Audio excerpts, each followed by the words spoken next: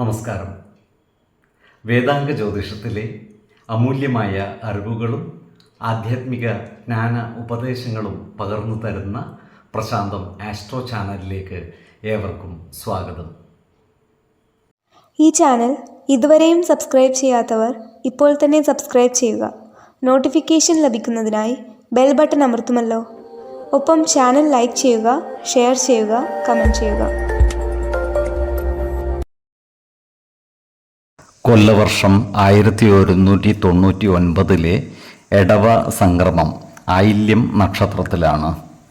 എടവം 1-ാം തീയതിയിലെ ഗ്രഹനില അനുസരിച്ച് മേടം രാശിയിൽ ബുധനും ശുക്രനും, എടവത്തിൽ സർവേശ്വരകാരകനായ വ്യാഴവും ആദിത്യനും, കർക്കിടകത്തിൽ ഗുളികനും, ചിങ്ങം രാശിയിൽ ചന്ദ്രനും, കന്നിയിൽ കേതുവും, കുംഭം രാശിയിൽ ശനിയും, മീനത്തിൽ കുജനും രാഹുവും സ്ഥിതി ചെയ്യുന്നു.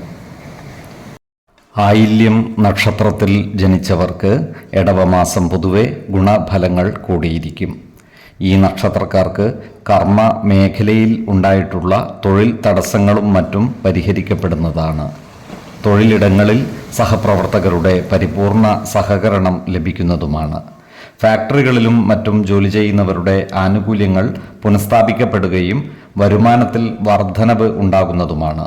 ഈ നക്ഷത്രക്കാർക്ക് പാരമ്പര്യമായി അവകാശമുള്ള വസ്തുവകകളുടെ രേഖകൾ കൈവശം വന്നു ചേരുവാനുള്ള സാധ്യതകൾ കാണുന്നുണ്ട്. ഇത്തരം കുടുംബ രേഖകൾ കൈമാറ്റം ചെയ്യാതെയും നഷ്ടപ്പെടാതെയും സൂക്ഷിക്കുകയും വേണം. ഈ നക്ഷത്രക്കാരുടെ സന്താനങ്ങളുടെ വിവാഹ കാര്യത്തിൽ തീരുമാനമാകുന്നതാണ്.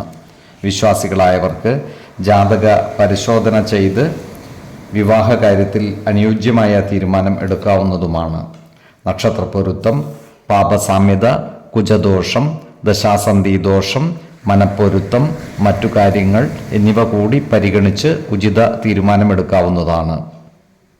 എന്നാൽ കടുത്ത പ്രണയമുള്ളവർക്ക് മനപ്പൊരുത്തം മാത്രം പരിഗണിച്ച് ഗാന്ധർവ വിധി പ്രകാരം വിവാഹിതരാകാമെന്ന് ആചാര്യ മതവുമുണ്ട്. ഓഹരി വിപണികളുമായി ബന്ധപ്പെട്ട് പ്രവർത്തിക്കുന്നവർക്ക് നഷ്ടം വന്നു ചേരുവാനുള്ള സാധ്യതകൾ കാണുന്നുണ്ട്. അതിനാൽ പുതിയ നിക്ഷേപങ്ങൾ നടത്തുമ്പോൾ അതീവ ജാഗ്രത പാലിക്കേണ്ടതുമാണ്.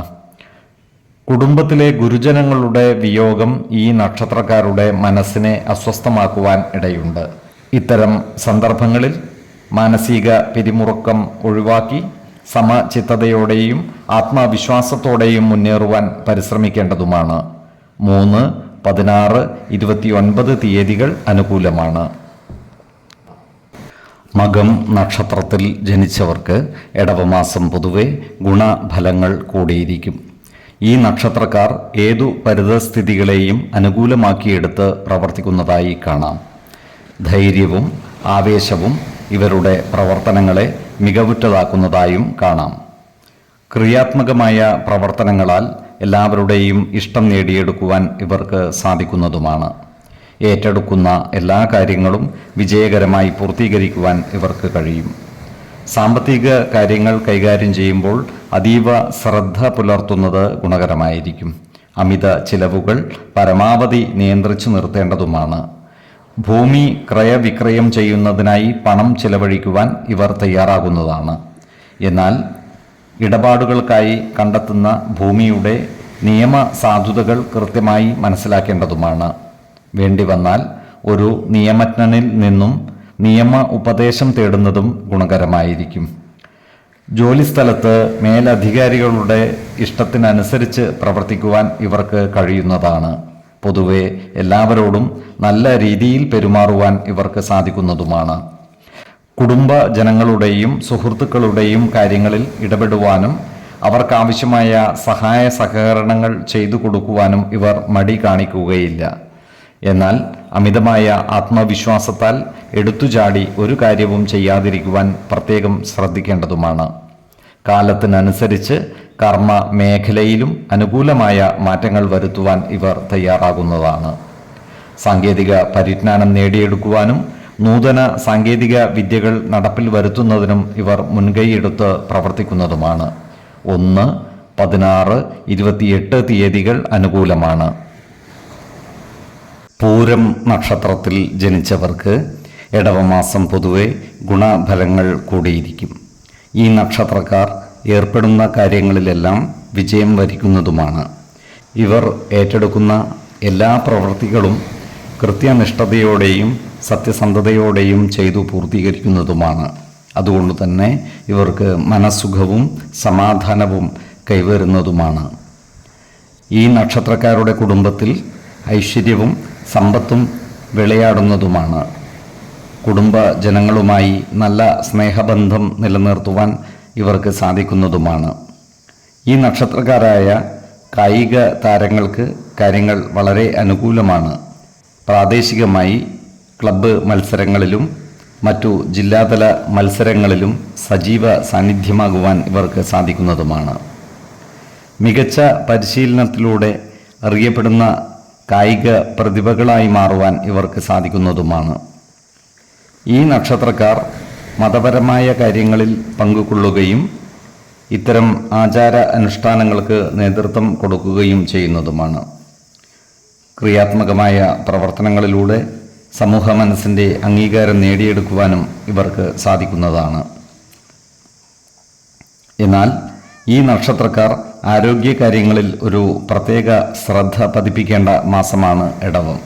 പ്രത്യേകിച്ചും ശിരസ്സുമായി ബന്ധപ്പെട്ട അസുഖങ്ങൾക്ക് മരുന്ന് കഴിക്കുന്നവർ കൃത്യമായ വൈദ്യ പരിശോധനകൾ നടത്തുന്നതും ഡോക്ടറുടെ നിർദ്ദേശമനുസരിച്ചുള്ള മരുന്നുകൾ മുടങ്ങാതെ കഴിക്കുന്നതും ഗുണകരമായിരിക്കും.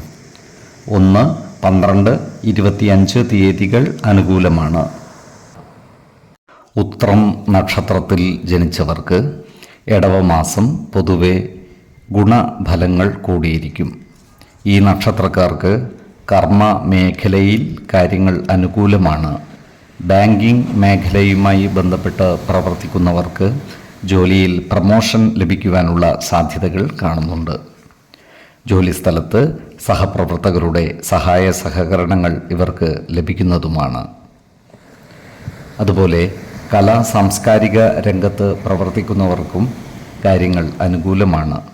പ്രത്യേകിച്ചും സിനിമാ വ്യവസായവുമായി ബന്ധപ്പെട്ട് പ്രവർത്തിക്കുന്നവർക്ക് സാമ്പത്തിക നേട്ടം കൈവരിക്കുവാൻ സാധിക്കുന്നതാണ്. ഇവർക്ക് സമൂഹ മനസ്സിൻ്റെ അംഗീകാരം നേടിയെടുക്കുവാൻ കഴിയുന്നതുമാണ്. കാലത്തിനനുസരിച്ച മാറ്റങ്ങൾ കലാരംഗത്ത് കൊണ്ടുവരുവാൻ ഇവർക്ക് സാധിക്കുന്നതാണ്. ഈ നക്ഷത്രക്കാർ പുതിയ ഭവനം നിർമ്മിക്കുന്നതിനുള്ള പ്രാരംഭ പ്രവർത്തനങ്ങൾ ആരംഭിക്കുവാനുള്ള സാധ്യതകൾ കാണുന്നുണ്ട്.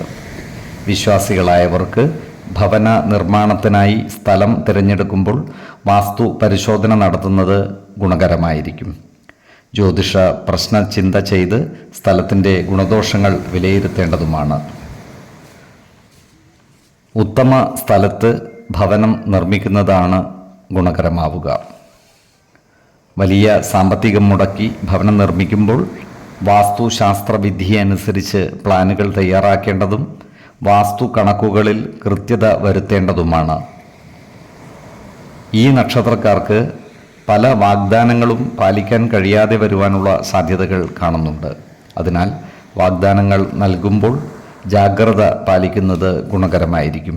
അതുപോലെ തന്നെ സർക്കാരിൽ നിന്നും ലഭിക്കേണ്ട ആനുകൂല്യങ്ങൾക്ക് കാലതാമസം നേരിടുവാനുള്ള സാധ്യതകളും കാണുന്നുണ്ട്.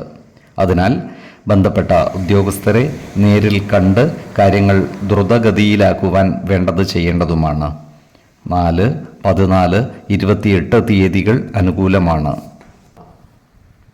ഈ നക്ഷത്രക്കാർ ജനിച്ച സമയത്തെ അടിസ്ഥാനമാക്കിയുള്ള ജാതകത്തിലെ ലഗ്ന രാശിയുടെയും ലഗ്ന അധിപന്റെയും സ്ഥിതിയും ശുഭ പാപ ഭാവങ്ങളുടെ സ്ഥിതിയും ഓരോ രാശിയിലെയും ഗ്രഹങ്ങളുടെ സ്ഥിതിയും അനുസരിച്ച് ഇവരുടെ പൊതുഫലത്തിൽ ഏറ്റക്കുറച്ചിലുകൾ ഉണ്ടാകുവാനിടയുണ്ട്. കുടുംബ ദേവതകളെയും ഇഷ്ടദേവതകളെയും ഉപാസിക്കുന്നത് ഇവർക്ക് ആയുരാരോഗ്യ സൗഖ്യമേകും. ഇഷ്ടദേവതാ മന്ത്രം 108 തവണ ദിനംതോറും ലിഖിത ജപം ചെയ്തു വരുന്നത് ഇവർക്ക് സർവ്വ ഐശ്വര്യങ്ങളുമേകും.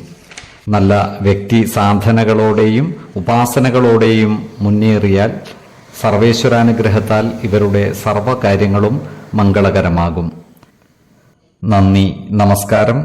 ജ്യോതിഷരത്നം പ്രശാന്ത് കണ്ണോം.